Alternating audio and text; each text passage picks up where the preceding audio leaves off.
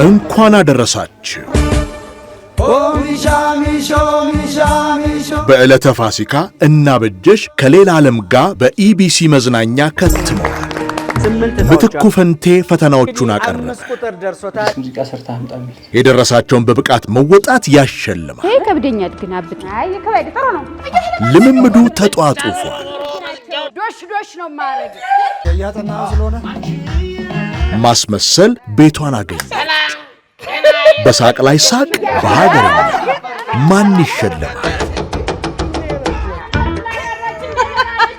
ሳቅ ለሚከብዳችሁ የተከለከለ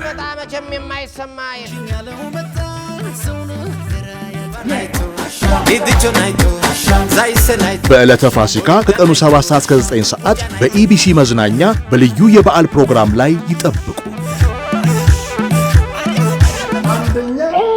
ማን ይሸለማል?